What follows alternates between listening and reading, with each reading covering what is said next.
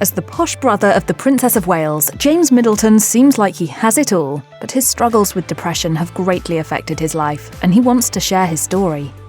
When James Middleton was just a child, he realised that certain things came more easily to his sisters. Whereas Catherine and Pippa would whiz through books and newspaper articles, James found reading so difficult that the thought of opening a book in front of classmates tormented him. Eventually, he was diagnosed with dyslexia. In 2019, he wrote for the Daily Mail, "Since childhood, I've known I was severely dyslexic. Both letters and numbers still jump and blur on the page in front of me, and some days I have difficulty spelling even the simplest words." Though the diagnosis helped explain his challenges, it didn't make life easier. He was enrolled in Marlborough College, a competitive school for students aged 13 to 18, where he was expected to excel academically. Instead, he was bullied for his reading difficulties. He told the Daily Mail in 2012, "Spelling and reading are something you're expected to be able to do by then, so if you struggle at them, it's not the easiest. When I read out loud in class, it was a joy for everyone else because I would mispronounce things so badly. There was a certain amount of teasing." James's struggles were made worse by the expectation that he would excel in the way his sisters did. Both Catherine and Pippa also attended Marlborough College and were standouts. Catherine earned 11 GCSEs and 3 A-levels, while Pippa's classmates called her Perfect Pippa for her academic ability. Compared to his sisters, James often felt like a failure. I'm just trying to be as best as I can, really. These feelings were not helped by his teachers, who didn't understand why the youngest Middleton showed little talent for academics and rugby. James told The Independent that his instructors would cruelly ask him, "Are you sure you're a Middleton?" And home wasn't much of a refuge either, as James's own parents simply didn't understand why he struggled so much in school. In their day, Carol and Michael Middleton were great students who excelled in a number of different subjects. They could see why Catherine and Pippa made good grades, but couldn't comprehend why James didn't do the same. James said, "It's forever frustrating to be compared. I think it was challenging for my parents because they saw my sisters flourish and go through that schooling system without any hiccups or any real challenges." Marlborough College was not cheap. It cost the equivalent of roughly $40,000 a year. In his book, Meet Ella, James reveals that after he failed his chemistry A-levels for the 4th time, his mother wept and his father called the tuition a waste of money. The powers that be at Marlborough College were similarly horrified at what James revealed was the worst A-level performance in the school's history. James also found himself unable to form friendships at school as he was badly bullied. He told the Daily Mail, "There was probably a period when I thought, I don't know if I can be who I am because of the teasing."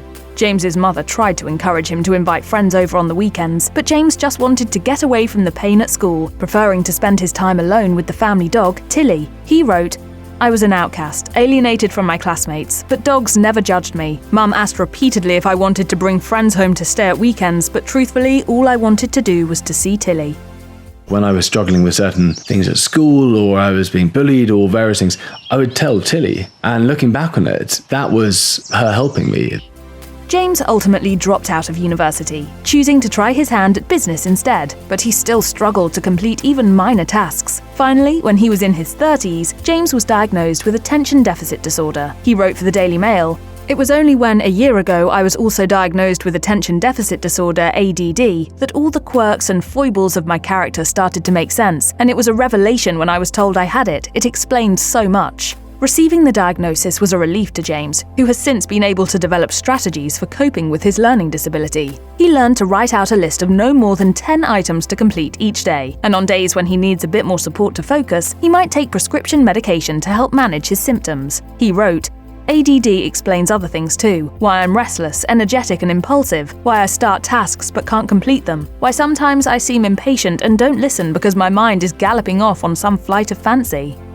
Though school didn't work out, James hoped he could find himself in the business world. He told GQ in 2012, "I knew that mouthful of academic prescription was not going to do it for me. Like lots of dyslexics, I am better at learning in a hands-on way and from my mistakes, not by being taught." The result was the 2007 launch of the Cake Kit company, which sold cake baking assembly kits, complete with frosting and a baking tin. The idea was to give people the chance to make their own birthday cakes at home in an easy and convenient way. At first, he was successful and even planned to sell his products through Carol Middleton's party planning company, Party Pieces. Over time, however, questions arose about quality. One partygoer told the Daily Mail, "Without being awful, the cakes tasted very much like they had come from a supermarket." Unfortunately, due to his sister being part of the royal family, James's business struggles became front-page news. The Daily Mail slammed his cakes, with the columnist writing, While I and my 2 young sons love a cupcake, I'm afraid to say they were rather disappointing. The vanilla sponge tastes like a cheap supermarket cake, oily rather than buttery and bland. The icing paste is so thick and gooey that it's genuinely unpleasant and made my teeth ache. Cake sales slowly came to a halt, and by 2015, James had to close up shop. As James struggled in the public spotlight, he began to experience symptoms of depression. He battled with insomnia and struggled to concentrate on running his businesses. Most of all, he felt a distinctive lack of joy in his daily life. Reflecting on this period, James wrote for the Daily Mail, "During the day, I'd drag myself up and go to work, then just stare with glazed eyes at my computer screen, willing the hours to tick by so I could drive home again. Debilitating inertia gripped me. I couldn't respond to the simplest message, so I didn't open my emails." Over time, James's symptoms got worse. He would spend entire evenings pacing in his home. He also experienced suicidal thoughts. Before long, James realized that he needed to seek help. After calling his general practitioner, James was given a referral to speak to a psychiatrist. He underwent therapy and learned more about depression. James ultimately decided to share his story. His hope was to increase awareness about depression and help people understand that anyone can suffer due to mental health challenges, regardless of social background. He wrote, "I know I'm richly blessed and live a privileged life, but it did not make me immune to depression. It is tricky to describe the condition. It is not merely sadness, it is an illness, a cancer of the mind." As James learned more about depression, he hoped to discuss his mental health with his parents. Unfortunately, Carol and Michael Middleton didn't know a lot about the condition. At first, they were not sure how to be supportive. In his book, Meet Ella, James recalled, "Mum and Dad found it difficult to talk to me about my mental health because they felt they knew me better than I did. Their intentions were kind, they were hugely supportive, but some of their suggestions were not constructive. They were resistant to therapy, and their biggest worry was that I would become dependent on antidepressant drugs." Luckily, James succeeded in convincing his parents to study up on his condition to help them better understand his options, and his sisters, Catherine and Pippa, stepped up and even accompanied him to therapy. James wrote in his memoir, "Catherine and Pippa come on board and they understand. This is the first time they have become aware of the extent of my struggles, and the fact that they are here with me, wanting so much to help me, makes me cry."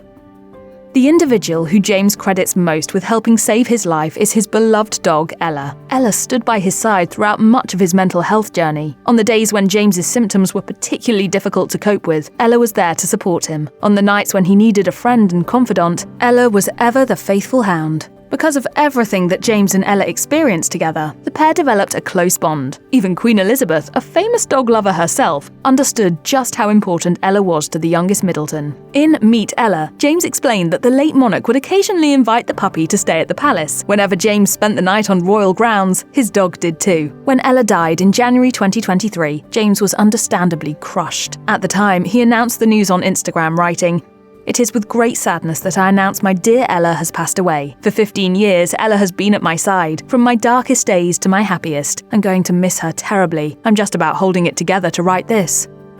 So I was 20 when I first got her, so I was sort of discovering myself as an adult, and so, we grew up together.